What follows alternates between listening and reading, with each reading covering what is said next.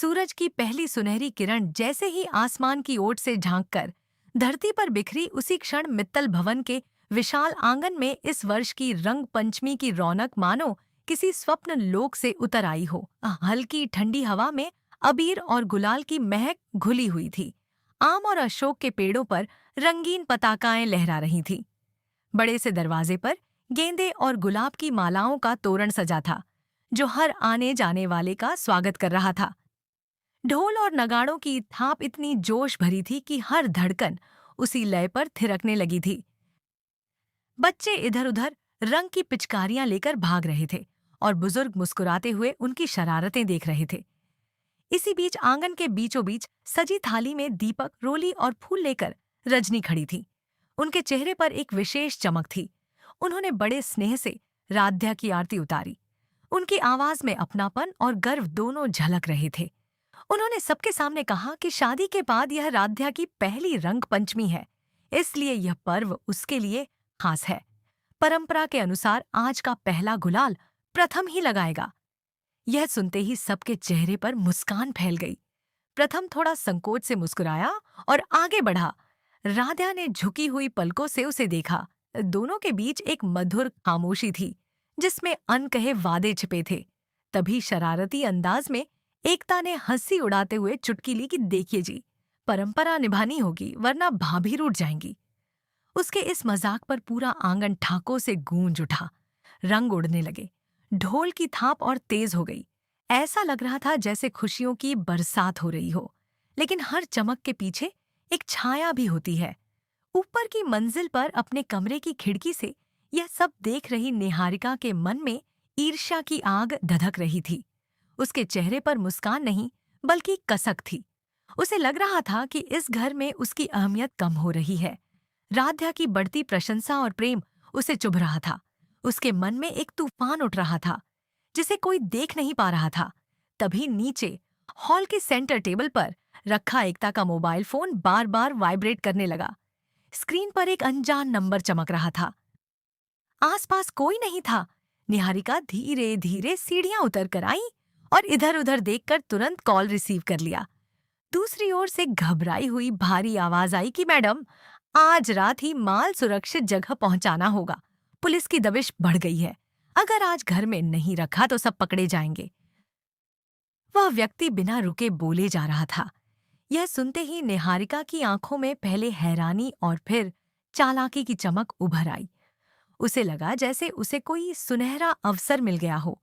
उसने तुरंत कॉल काट दिया और मन ही मन गणना करने लगी। उसे याद आया कि कुछ दिनों से तिजोरी से पैसे गायब थे। शायद यह उसी का रहस्य है। अब वह इस बात का इस्तेमाल कर सकती थी। नीचे आंगन में रंगों की नोक-झोंक जारी थी।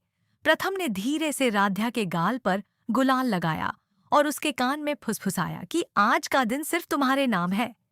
राध्या के गाल और भी लाल हो गए। तभी सीढ़ियों से तेज कदमों की आहट गूंजी। सबकी नजरें ऊपर उठीं। निहारिका गंभीर चेहरे के साथ नीचे उतरी और सबके सामने आकर रजनी का हाथ रोकते हुए बोली कि यह रंगों का खेल नहीं, बल्कि घर की इज्जत का सवाल है। ढोल की आवाज अचानक थम गई। मेहमानों में फुसफुसाहट शुरू हो गई।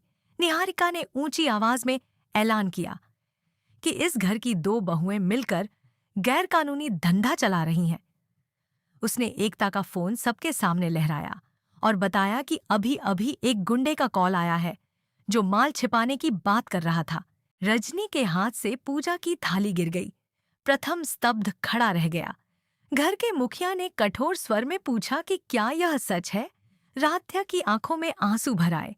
एकता ने सफाई देने की कोशिश की, पर निहारिका ने उसे झिड़क दिया और कहा कि अब नाटक बंद करो। पूरा आंगन जैसे पंचायत में बदल गया। कुछ रिश्तेदार कानाफूसी करने लगे कि नई बहुएं आई नहीं और घर लूट लिया।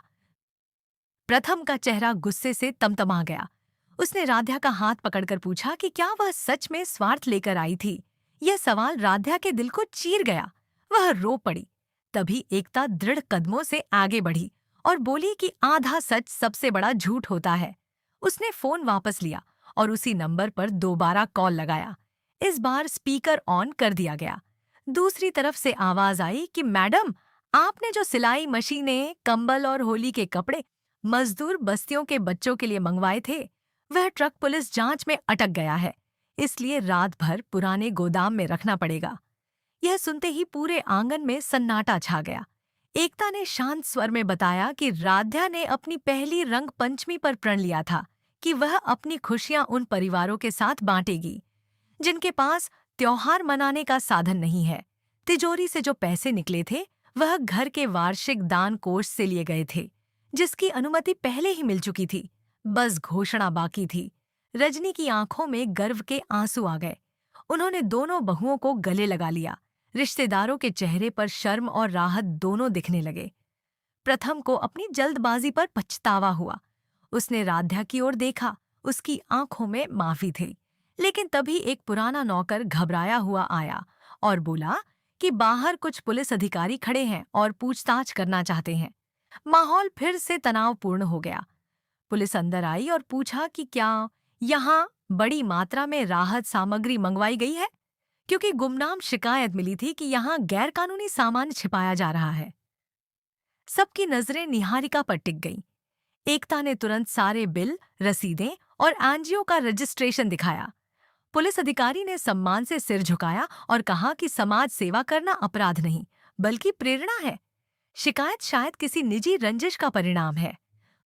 यह सुनकर निहारिका के चेहरे का रंग उड़ गया।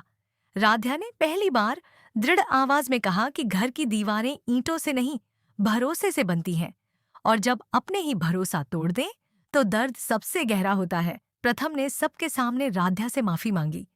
उसने स्वीकार किया कि उसने बिना सच्चाई जाने शक किया। उसने वचन दिया कि आगे से वे हर परिस्थिति में उसके साथ खड़ा रहेगा। ढोल फिर से बजने लगे, लेकिन इस बार सुरों में एक सीख भी थी। रंग पंचमी का वह दिन सिर्फ रंगों का नहीं, बल्कि रिश्तों की परीक्षा और विश्वास की जीत का प्रतीक बन गया। आंगन में फिर से गुलाल उड़ा, लेकिन अब हर रंग में समझ, सम्मान और प्रेम की गहराई घुली हुई थी।